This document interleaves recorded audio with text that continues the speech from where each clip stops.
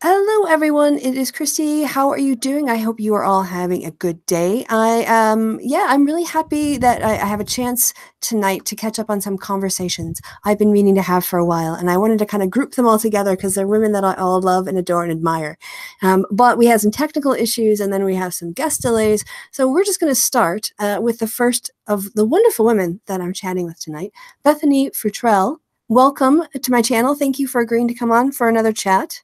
I am always delighted to be speaking with you, Doctor. Um, I will say that I am the one who had the issues with the technology. I had a laptop thing and then a couple of desktop things. And so if at any point something goes horribly, horribly awry with my side, I apologize in advance to the listeners.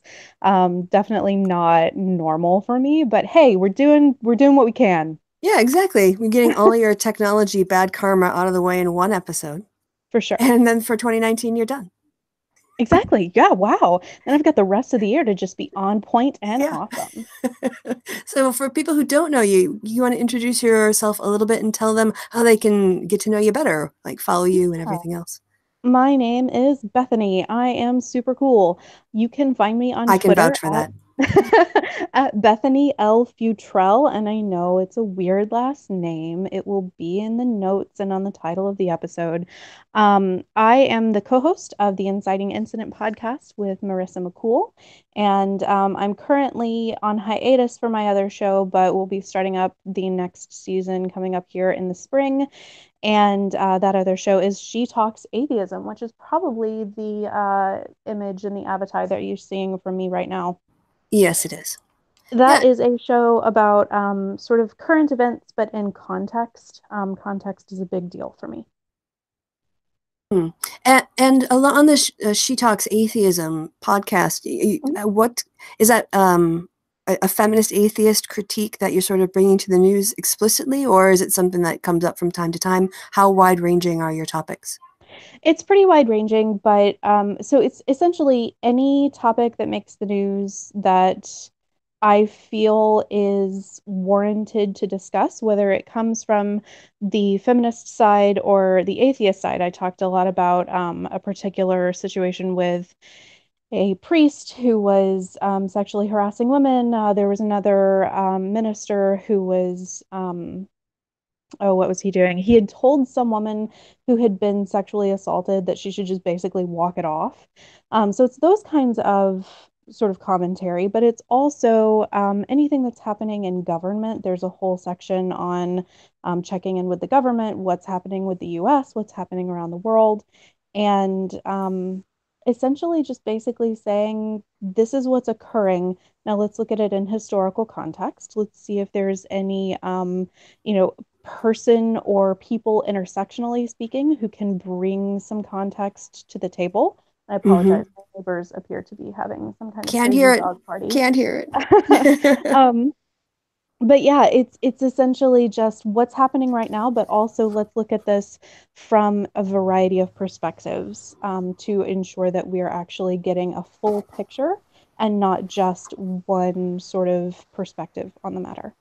And will you have a YouTube channel where you also put your podcast, or where can people find that? She Talks Atheism, you can find on podcatchers. I wasn't going to announce this yet, but hell, you Oh. just asked the question. I'm considering, and if fans want this, they can reach out to me at shetalksatheism@gmail.com. I'm considering starting up a YouTube channel for the show as well for the next season.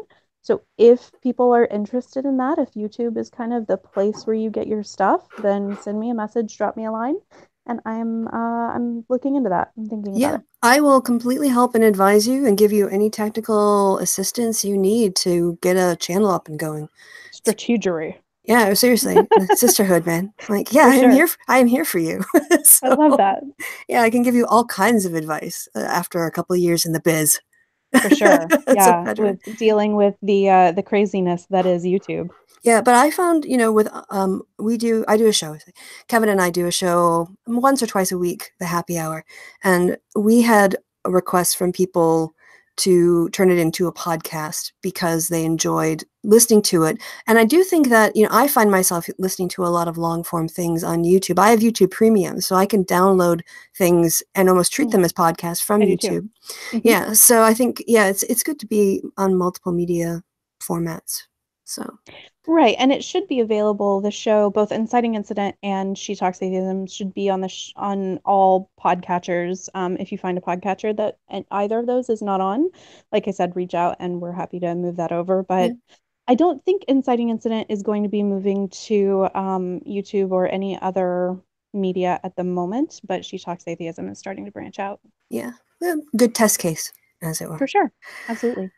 So, what is your take? Should we talk? I don't know. There's so much we could potentially talk about because there's so much relevant stuff going on right now. So, I don't know if there's anything in the top of your head or something you're paying attention to in the news right now.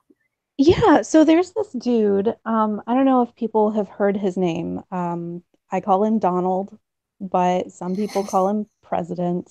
Tyrant Um, Trump. yeah.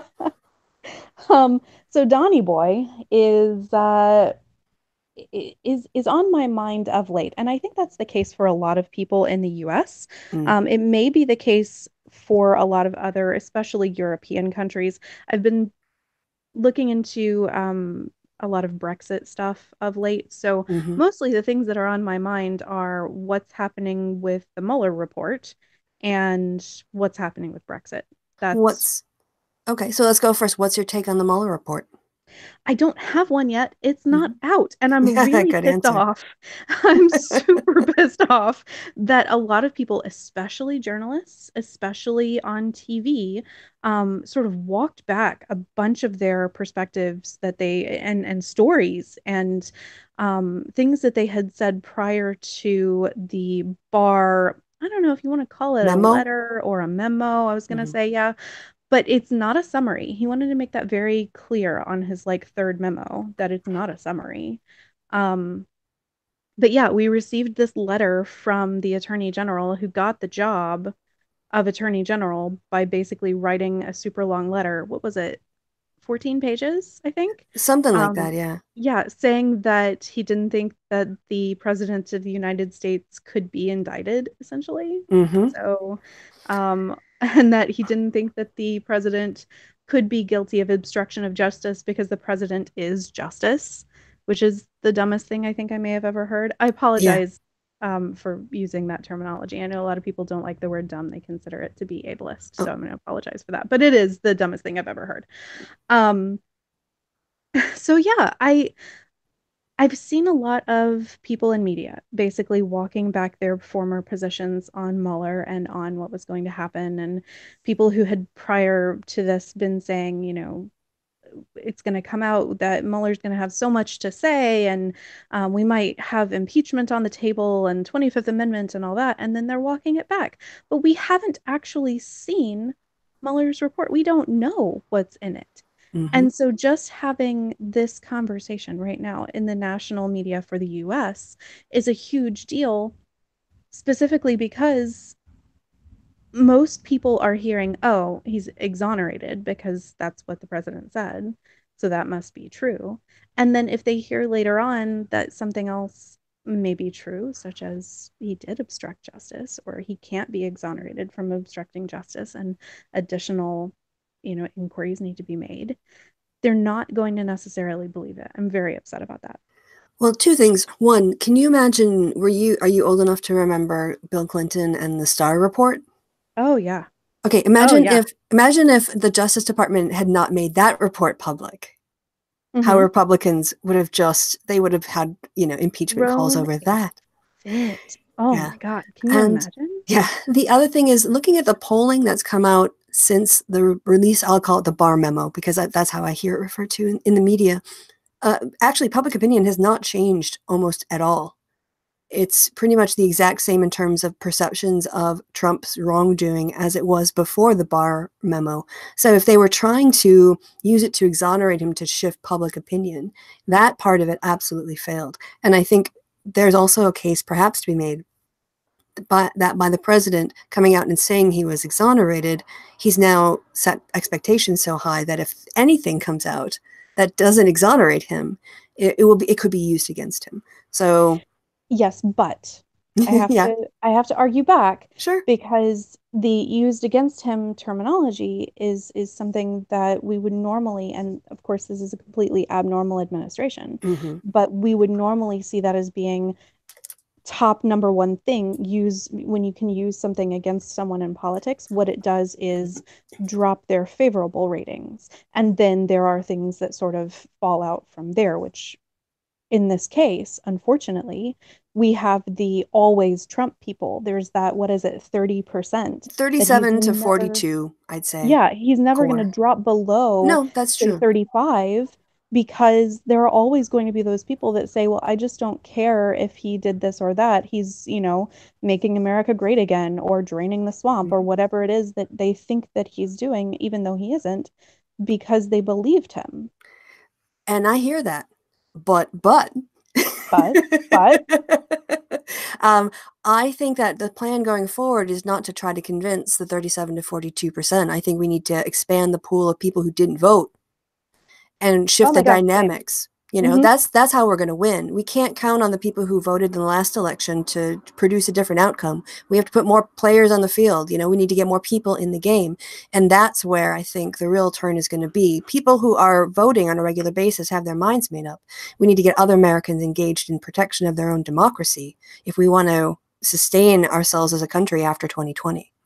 That is a lot of the commentary that I've been seeing of late. And I tend to avail myself of a variety of news outlets and podcasts and commentators. And that is what a lot of the people that I listen to are saying. It's the same thing, is that if we want to be able to do anything at all in 2020, Mm-hmm. if we want to win, if we want to gain any kind of power, what we need to do is get boots on the ground and Yeah. get former non-voters turned into voters. But my question for you is, how do we do that? Because I have a Mm. family member younger than me who didn't vote in the last election. And her complaint was, well, I have so much, I'm working so much, I have so much to do. I'm just finishing up my degree and I just couldn't get to the polls. I just had too much stuff on my plate. What do you say to them? Well, a couple of things. You could get them to vote early, Mm-hmm. depending on the state. And that's one of the best things about early voting is that it doesn't force everybody to the polling place on one day. And so I would just get on her 6 months before the election about, Mm-hmm. have you sent in your absentee ballot yet? Have you sent in your absentee ballot yet? Right. Have you Vote sent? early, vote by mail is an Yeah, option. But here's exactly. the Yeah, other issue is I don't think that those are all available in all states and in all yeah. precincts. And so we do need to push for a national law or bill or what have you, essentially in Congress, which thank goodness the The Democrats did Democrats have well done. Yeah, that in was. 2018. Um, And we also need to that was push. their first bill. One of their first bills was Yes. voter reform. Hmm. I think that's a big push Yeah. because that allows people to be able to actually either vote or make a decision about voting that doesn't include, well, I just don't have time. Yes. And other things we could do is move election day to a weekend, a Saturday, for instance, or make it a Mm. national holiday, which is quite Ah, common. Yep. that's complicated though. That's very complicated. To Here's the declare. problem. Okay. Well, so if you move it to a weekend or make it a national holiday, in either case, what you're doing is making it easier for relatively affluent, mostly white people to vote. But if you, let's say we have there's a bank holiday, right? And I get the bank holidays off because I work for an industry where we don't work on those days, right? I have Right. Christmas off. I have Thanksgiving off. I have those days off. I have 4th of July. But I can still go to McDonald's and get a burger. I can still order in pizza. I can still, maybe I'm just hungry because I'm listing off food. I can still go to a mall or a store and purchase goods. My point is, even on the days that we have off, not everybody gets those days off, and it's mostly people of a lower socioeconomic status who can't take those days off. Or if they do work, they get time and a half or they get double pay for working the holiday, and they have to do that because they have to feed their kids. So what we do is we just make it harder for those people, mostly inner city, mostly lower class or lower socioeconomic status class. Most of those people have a harder time getting to the polls if you're talking about making it a single day national holiday. What I'd like to see is a combo platter where the actual day is a national holiday, and or combine that with pushing it to a weekend where you can say vote Saturday, Sunday, Monday, and all 3 days are technically voting days. All 3 of those days are the actual election.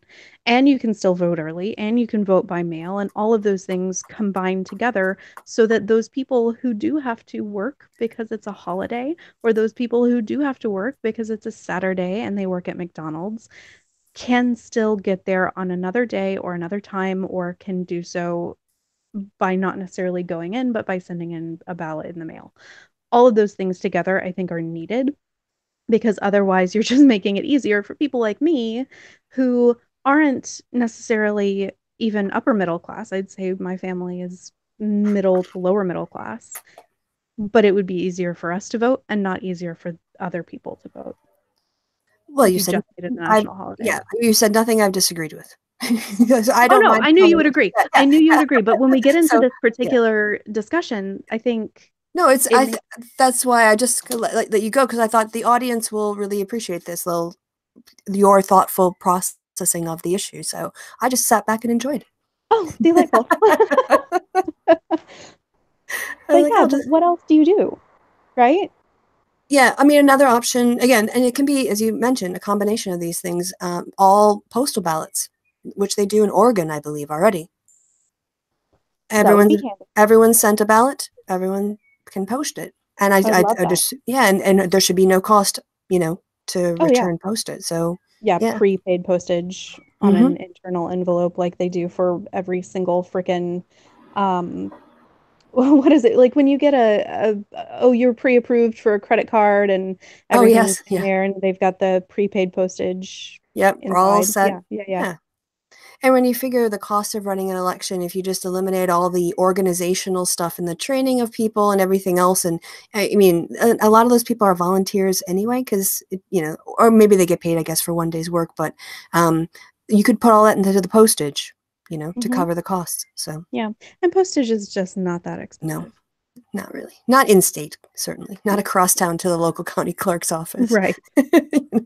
I It's mean, literally the same. if that were really a barrier to switching, if the cost of postage is a barrier, then there are I can think of 3 or 4 things off the top of my head that we could do to change it in state, in each state, to actually make that a viable option. There are lots of options. My point is, and the reason I asked the question initially is, you and I are talking about these things, and people who care about these things are talking about them. But it's my sister, I should say, my family member who didn't vote in Mhm. 2016 and didn't vote last year. Um, Even if I say all of these things to her, even if we make all of these changes, she still just might not care enough Yeah, to and go. that's why it's not enough to get one registered, or friend or relative or person registered for 2020.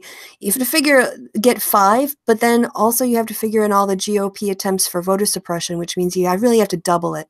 So I think our goal should be to get 10 people registered and go with them, or make sure they vote on polling day. Right. And then if 8 of them do it or 7 of them do it, that's a 70% success rate. Right. If you're a soccer mom with a minivan, you Yeah, can use just that minivan on yeah. the day of the election, or you can use that minivan to take people to get registered, which most places allow you to register online now anyway, which is handy. But yeah, you can use your privilege and you can use your tools that you have to do that. That's Yeah, awesome. help make the change you want to see in the world. Be part of Oh, something. Martin. So, um, yeah, and it is quite terrifying, kind of getting back to the Mueller report, how Republicans mouthed these words, and even tyrant Trump said, "I'm fine with it coming out, let it be public." And Mitch McConnell saying, he wasn't going to interfere with it. But now Rand Paul is blocking votes to make it public. Mitch McConnell Oh is yeah, blocking votes. they changed their tune. You have the Supreme Court issuing a decision that basically undermines cruel and unusual punishment in the Constitution.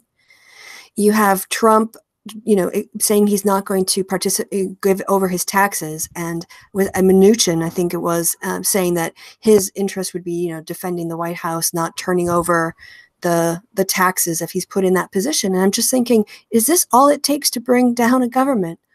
One sociopath and just blind loyalty? And apparently it is.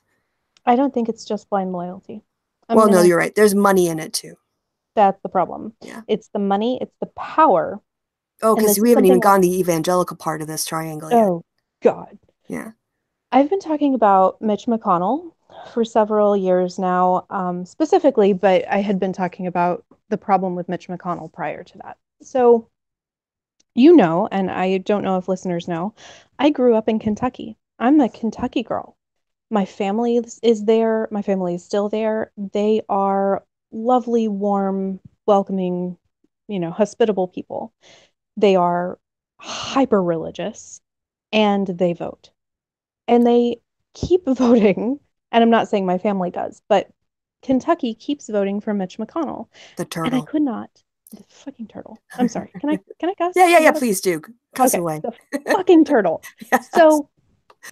So Mitch is terrible, and everyone knows he's terrible, and everyone sees that he overuses his power in crazy ways, and that he does all of these things.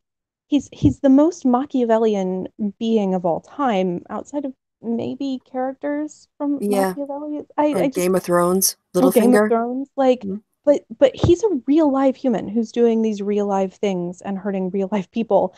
And I couldn't figure out, why does Kentucky keep voting for this guy? I grew up there. Obviously, I turned out okay. I know a lot of people who live in Kentucky who are Yeah. excellent people. They're very welcoming, like I said, and they're, live and let live. And they don't hate gay people necessarily, although some of them do. And they just want everybody to be happy.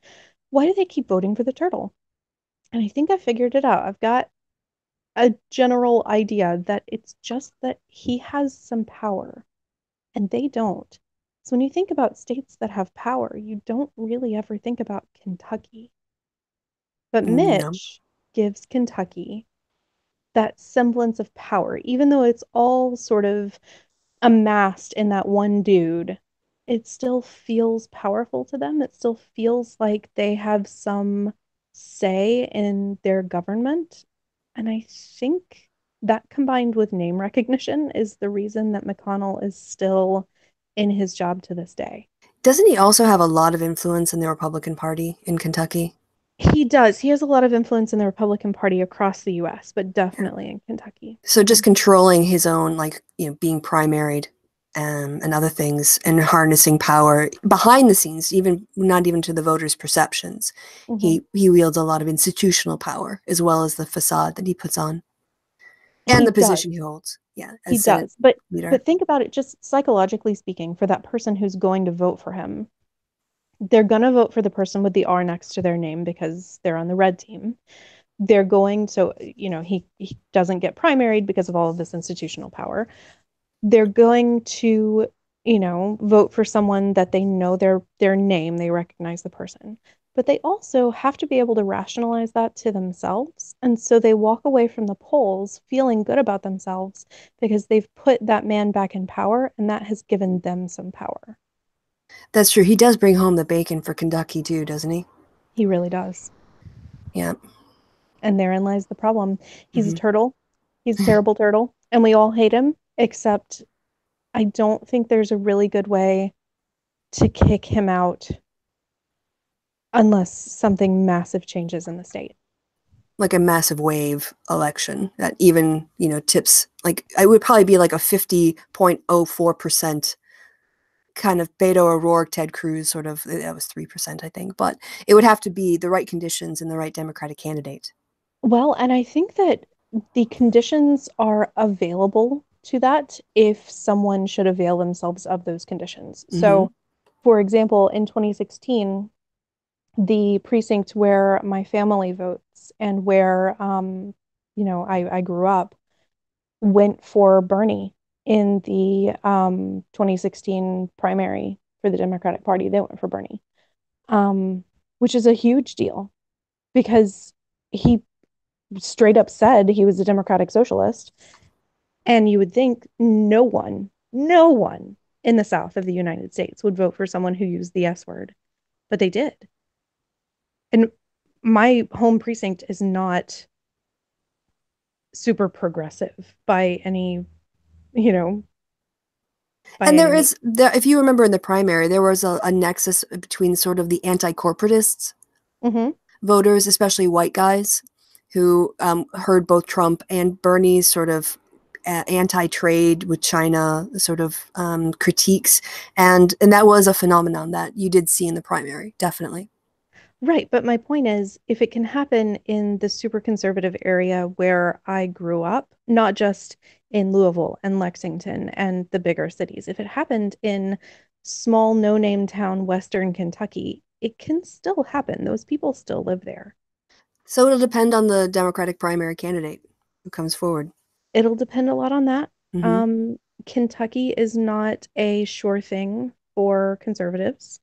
It definitely is for a lot of local elections. It definitely is for a lot of the national, like House elections and Senate elections. It's almost always going to go red, but it can really quickly become a swing state.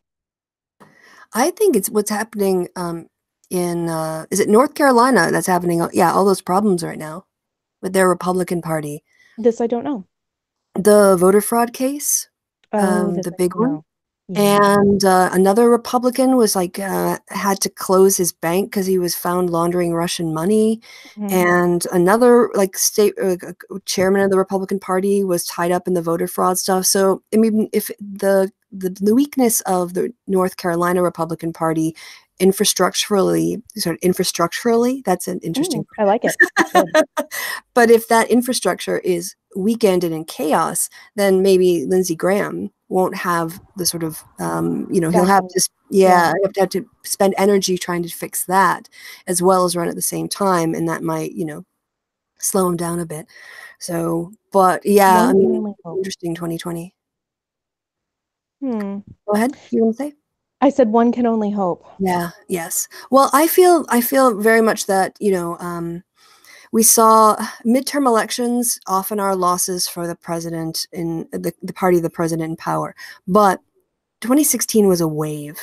And people do pay a lot more attention to presidential elections, even though their Did you votes mean count 2018? less. Huh? Did you mean 2018? So, but no, in 2020, when people, so in 2018, we had the wave Yeah. election, and then coming up to 2020, even more people will be paying attention. Again, because presidential elections more than midterms attract national media focus. They Um, do. And you're absolutely right. Midterm elections, especially the one immediately after the president is elected, tend to go the other way. And and that's the it. That's it. economy is a big factor, but we don't have a great economy, and it's predicted there might be a recession. But anyway, we'll have to see how the economy is by the time November 2020 rolls around. Oh, do not get me started on the economy. Okay. Do not. So, for the listeners, for the folks at home, my day job, I work in the mortgage industry. I work for a credit reporting agency, not one of the big three, but like a smaller one. And one of the things I do is train people. So I have to stay on top of all of the current events, all of the current economic trends, so that I can make informed declarations to the people that I'm training. And oh gosh, when did you first start hearing me say it? I think for the last 3 or 4 years, I've been like Chicken Little, basically saying something is going down here. We're about to head into either a recession or another crash if things don't change. I think we've got between 2 and 5 years before we really head down that rabbit hole. if things don't change. And in terms of like, what is the structural thing that you see that's alarming you? Okay, so there are a lot. I'll give a few examples. Example number one, it involves understanding kind of how um, certain things interact with, say, credit scores, for example. So when you dispute something on your credit report, when you call up the creditor or you call up the credit bureau and you say, hey, this piece of information is inaccurate, they put a dispute remark on your account and they investigate to see if it's accurate or inaccurate. If it's inaccurate, they change it. If it's accurate, they keep it. So when that dispute remark is on it and the investigation is ongoing, that piece of information and or the entirety of the account do not factor into your credit score. So a lot of times if you go to like a credit repair company, they will tell you, "Oh yeah, we can increase your score by like 100 points in 30 days." And the way they do that is by contacting the bureaus and disputing all of your derogatory accounts. It artificially inflates your score, and then you walk into a mortgage company and you say, "Hey, I've got a 700 credit score. It's great." They pull your credit, and prior to very recently, the underwriters and the automated underwriting software for Fannie Mae and Freddie Mac required your loan officer to have all of those dispute remarks removed from those accounts at the bureau level and have your credit score recalculated as a result of removing them because they know adding a dispute to a derogatory account can artificially inflate your score, right? Hmm. So gosh, when was it? It was late last year. We got word that Fannie Mae's automated underwriting software, all of a sudden, for most loan programs, you just don't have to remove dispute remarks anymore. They'll just underwrite it without you removing them. So you've got these people going to credit repair companies. They've got 15 collections, right? They've got a couple of open, good standing accounts, but most of their accounts are derogatory. They go to credit repair, dispute all of those derogatory accounts, walk into a mortgage company the next day, and have an excellent artificially inflated score. Suddenly, they don't have to recalculate that score to be accurate. They can just take the current score, take the current information, and not factor in all of your derogatory information. So it's kind of like what was happening in, say, 2004, 2005, Hmm. where either they were just not looking at certain information or discounting it altogether, which led to Right. essentially subprime borrowers who couldn't make their payments, and then you end up with this crash. It's that kind of thing where, I'm sorry, were you saying something? No, no, just okay. That was it. Oh, okay. It's that kind of thing, and that's just one example where we had this really good requirement that came out after the 2008 crash, where if you have a dispute remark on your account and it's derogatory, you absolutely have to remove that and have your score recalculated to be accurate.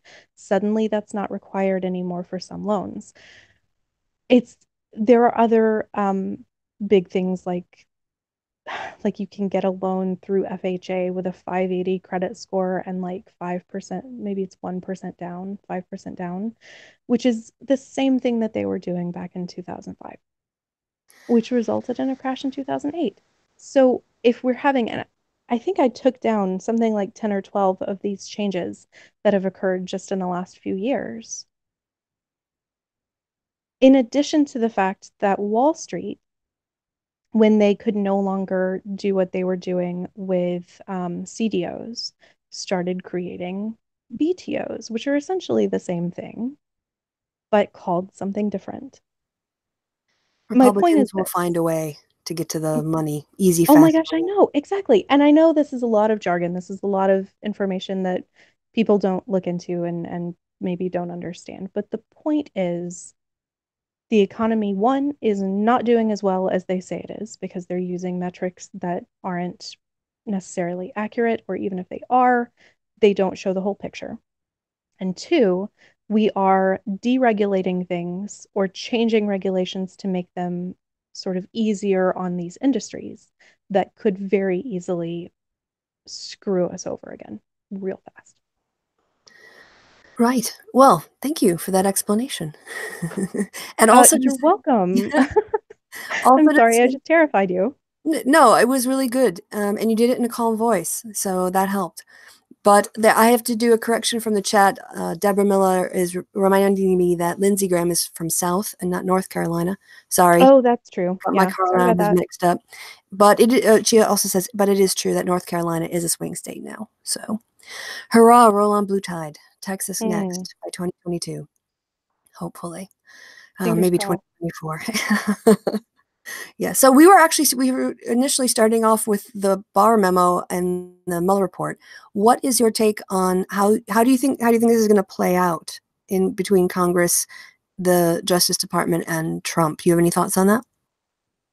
Yeah, so based on the way that people were talking about it initially when the Barr memo came out, and now after two or three more memos from Barr and they're changing their tune, I think it's going to be a pretty big fight. But I think unless McConnell or someone as Machiavellian as he is, unless someone like that does something as crazy as what they did to Merrick Garland, which was, I'm still real pissed off. Yeah, yeah. Um, if something like that happens, we may never see the Mueller report. But if they continue to, if Democrats continue to fight and people continue to protest and demand that we see the report, there were protests across the country this week. There was one in Chicago, which is where I live. Um, we That's good may to get, hear. yeah, we may get to see it. And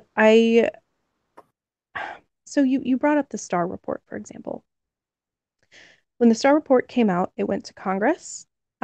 Within, I think, 24, 48 hours, it was released to the US citizenry. It was released to the world. Um, they knew that they couldn't hide it forever, so they just went ahead and put it out there.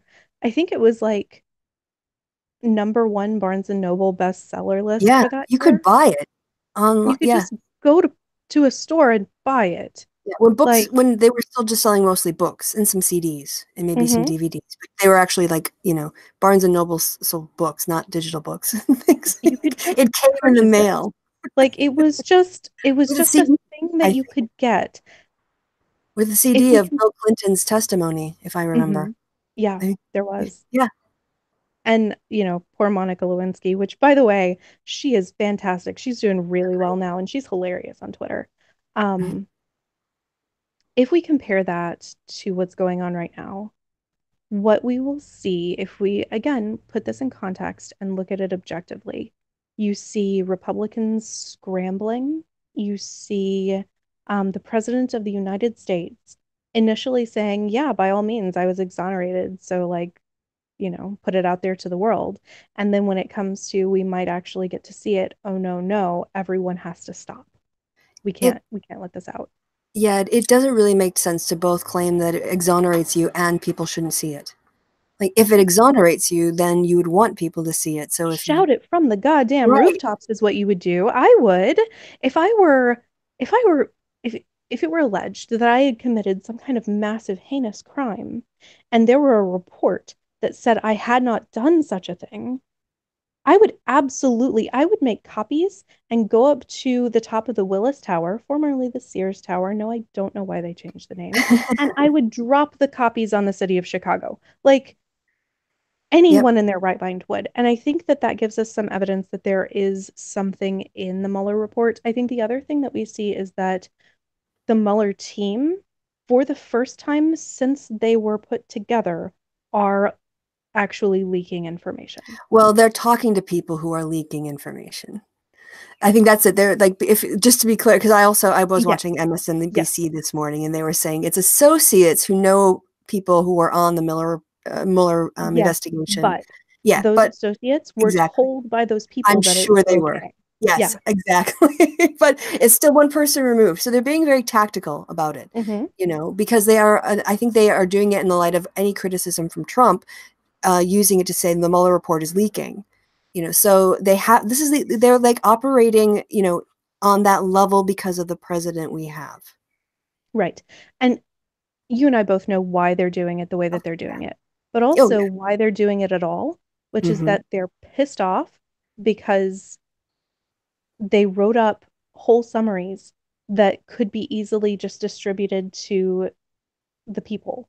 They actually put together a whole report and then on top of it did extra work to write up their own summaries, which left out names and things that didn't need to be put out there and things that might, Still under the grand jury investigation, stuff like that. right, or could cause problems with national security or whatever the case may be.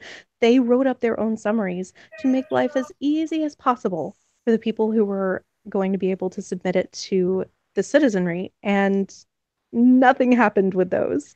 And then Barr writes a 4-page letter. Like, it's just the worst. If I'm going to predict, I'm going to answer your actual initial question. If I'm going to predict what's going to occur, um, it's going to be one of two things. Either McConnell or someone like him will figure out a way to do another Merrick Garland and just will never get to see it. I don't know what that way would be. I can't fathom it, but I couldn't fathom the Merrick Garland thing either at the time. Or Democrats will push and push and push, and we'll keep pushing and fighting until finally it gets released. I don't think that's going to be super soon. And I really, really hope it's within the next 3 months. I can't, I can't be certain. I want it to be, because then it could actually be out and available for people when they're making decisions about, who they're going to vote for and primaries and all of that nonsense. But I don't know that that's necessarily going to happen.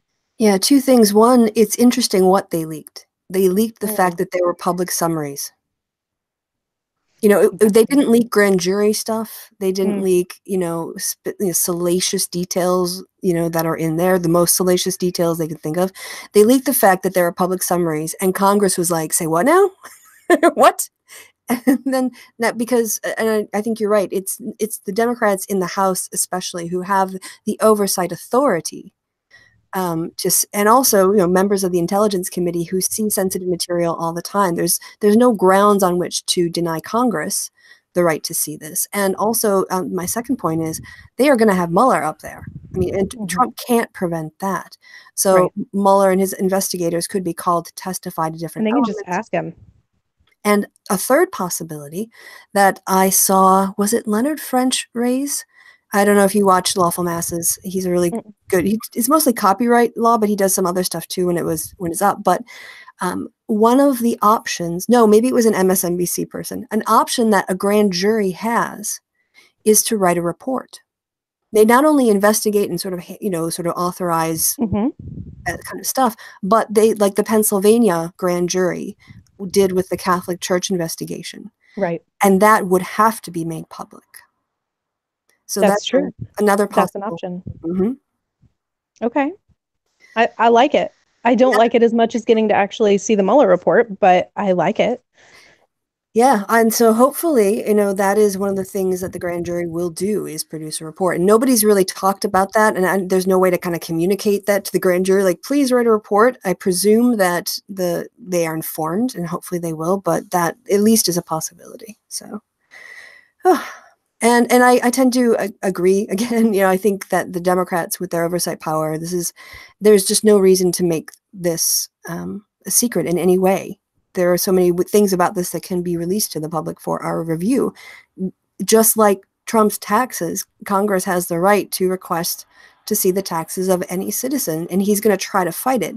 And both of these are examples of this is authoritarian approaches to governing. Oh, And I know. stands with yeah, and we're just like declaring a fact, not like informing Yeah. you didn't know, more like saying, hey, everyone, we're asleep on this. We're sleeping on rising fascism. It's happening before our eyes, but we're so numbed to 2 years of his bullshit that it's hard to react with the appropriate amount of outrage. Because if this had happened on day one, people would have been in the streets. I have two things. One, what do you do to calm down, like in your daily life? Two things. If I'm on Twitter or social media, I've subscribed to a bunch of cute pet Me too. Emergency Kittens on Twitter is the most amazing. By all means, everybody go out and follow Kittens on Twitter. You need it in your life. And Oh, two, and then I really compartmentalize. So when I'm at home at night, there are times I just have like Trump-free, politics-free, stress-free zones of time, like 3 or 4 hours of chunks. And that's like self-care for me. me too. I do that too. Mostly like my mornings when I'm getting ready for work is when I catch up on all of like last night's politics. I watched my Sure. shows and they're all either available on YouTube or I have them on podcasts or they're saved on, my TV does the thing.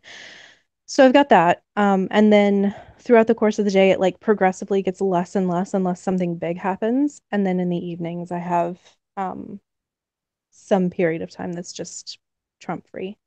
Um, I garden as Okay. well, which I Nice. think Yeah. I think doing something with my hands, and this is a recommendation for anyone out there who's experiencing that kind of Trump Trump and depression, Trump induced anxiety, like getting the chance to like do something that is altogether different. And for me, I love plants. It's something I've always loved, but I get the chance to, grow something either from seed or transplanting things or it's very calming. So if you haven't found your thing for the listeners, please find your thing because we're going into 2020 and you're gonna need that thing. it is a Um, marathon and not a sprint.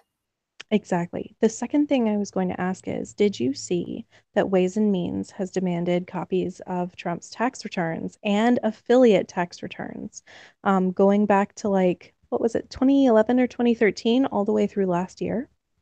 Is this they want like, his business as well as his personal taxes? Hmm. I think I might have heard. This is so sad. I downloaded MSNBC, a clip from Lawrence O'Donnell, and then I listened to it while I was shopping for groceries earlier That's today. all right. You do So you.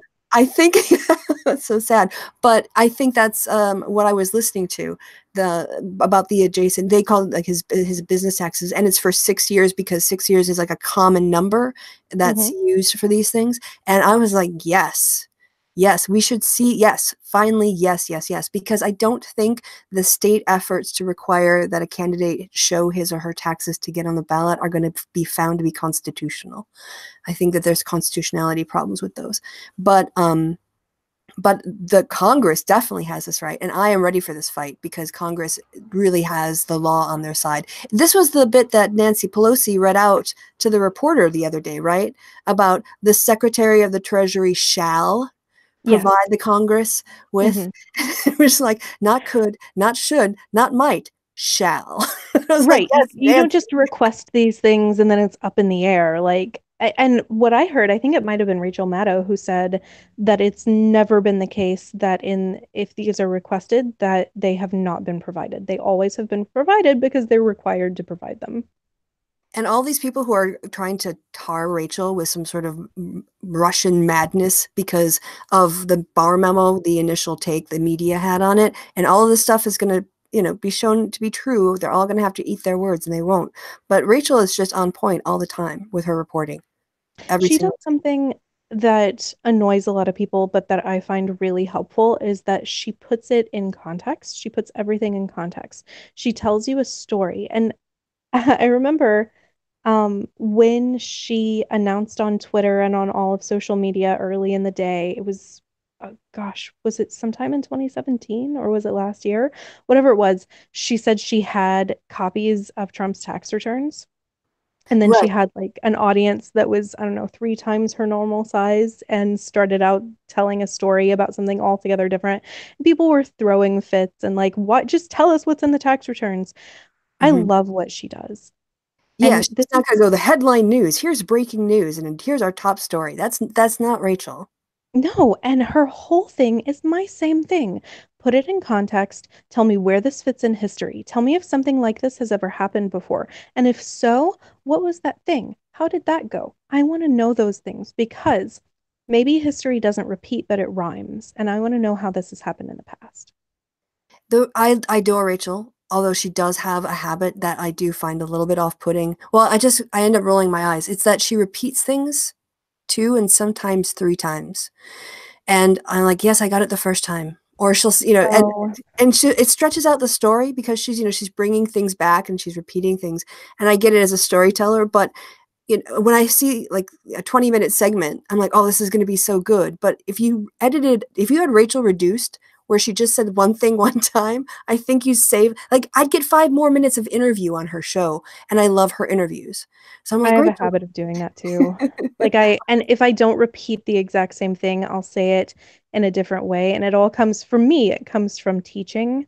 So I do a lot of training. I do a lot of Yeah. teaching in my regular life. I've done it for many years. And I find that if I say it the way that makes sense to me the first time, I have to repeat it immediately afterward in a different way, like sort of almost circumlocution, right? You're talking around it. I use that kind of in my regular life. So I tend to do that too. And I'm sorry if that's annoying to people. I've been I told it's don't not know. super I'm fun. talking about Rachel Maddow. I'm not talking about you, girl. It's fine. No, no, no. I know. I'm saying that I do it too, though. I'm admitting a fault of my own. Well, it's more that when she's telling the story, there's usually like something I want her to get to. Like she's building it up, and she's repeating. I'm like, girl, just hurry up! I want to know how it ends. Like, what's get me to the last page of the who done it. Like, I want to know how it's going. So maybe it's my own impatience as well. If I was, it was 8 o'clock at night, and I was sat down, I was just relaxing and letting her voice wash over me, which is when her show goes out. 9 o'clock or whatever. Hmm. I'm doing it like I'm brushing my teeth in the morning on my way to work, and I'm trying to catch a bus, and I'm waiting for her to make her point, and I'm like, come on, girl, get there.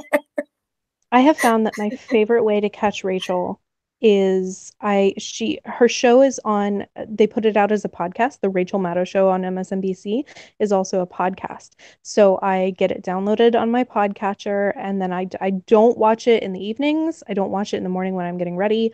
When I'm on my way to work in the mornings, that's when I listen to Rachel, and that's Mhm. just the perfect time because like I'm not, in a rush of any kind. I'm on the train or I'm in a car and I'm fine. She can talk as much as she wants to. She can repeat herself and it's This is your fine. safe It's time. totally This fine. is like your journey to work, but you've got this Hmm. time with Rachel. Just Yeah, savor I love it. Rachel. If she's out there, I want her to know that. Yes, I adore her as well. I have a total crush on her. Well, we've come to about an hour, so I just Have wanted. we? Yeah, Wow. yeah. And I didn't even get to talk about Brexit. No, we didn't even, we'll have to do another show then. You'll have to That's come back. true. That's very true. Absolutely have to come back. I missed that we didn't get the chance to talk to the other I ladies. know, I don't know what happened, but we got the message together. I haven't really looked since we started on air because I tend to focus on my guests and what they're saying, or at least I try to, because I notice when I'm with Kevin and I'm trying to run the audio, sometimes I miss what he's saying, and then he tells a joke, and then there's just nothing from me. I'm like, oh, should I laugh at this, or did he just say something really offensive that would get me in trouble? So Oh no, I get it. so I tend to try to, really focus. No, no replies. Maybe they just got the dates mixed up, and we'll have to try it again, which I would Yeah, love to I'm do. down for that. Absolutely. We can talk about Brexit. 4 Americans talking about Brexit. That would be Hey, perfect. don't get me wrong. I am definitely into US politics, but Brexit has been, I don't know why. I'm watching a lot of like YouTube videos and catching up on Brexit news, and I'm just really fascinated. Well, the House of Cards series on Netflix was based on a British series Mm. called The House of Cards. So now this is kind of like your current House of Cards, sort of spin-off or sort of take of the House of Cards of the House of Cards. But yeah, there was a great, I don't know if I can find it. I'll share that. I shared it on this moment in Parliament that somebody captured in an image that really sums up the Parliament, the state of Britain right now. So, do you know what I'm talking about? Maybe you don't, because I don't think it was that widely circulated. I don't think I caught it. Mm-mm. Okay, so just give me 2 seconds, and oh, I have to also share my screen. Okay, let me get the picture up, and then I'll share my screen. But it's this picture. It almost looks like it could have been composed by somebody because it's of the House of Commons. John Bercow sat there in the front, And here we go. Just as a side note, while you were pulling that up, John Burkow is like one of my top 10 favorite humans. He actually he was he received an honorary politics to PhD during my graduation from Essex University in 2010, I guess the ceremony, or 9 would have taken place. So yeah, actually he and I had my PhD supervisor was his master's thesis supervisor. So this is, you can see this now, I think. Oh no, you Yeah. oh, okay. Yeah, I'm looking at it. All right, good. Now of course it's not pulling up the one I want. Stupid thing. I'll close some stuff. But I Man, don't know if you you and me saw. both with the technology. Yeah, Jeez. I'll go forward. Okay, well, this is it. I don't know. So, yes, you can see here, that's John Burkow. And it's this moment of Parliament where he's just putting his hand to his head. This guy over here is putting his hand to his head. This woman is sort of shaking her finger or pointing at something. You got some, sort of plump Tory, I'm sure, MPs here in the back. And it's just like Brexit exhaustion, I think it should be titled. So I just thought, since we were going to talk about Brexit next time, we can end with that. So thank you so much again for coming on to my channel, and we'll definitely have to do this again in the future. It's been my pleasure. Yeah, and you said Podcatcher is the place where people can find your show? Oh, podcatchers. So like if you listen to your podcasts on Stitcher, or if you listen on whatever software or app that you use to download shows, you can find me there. Or I am also on Twitter at Bethany L. Futrell.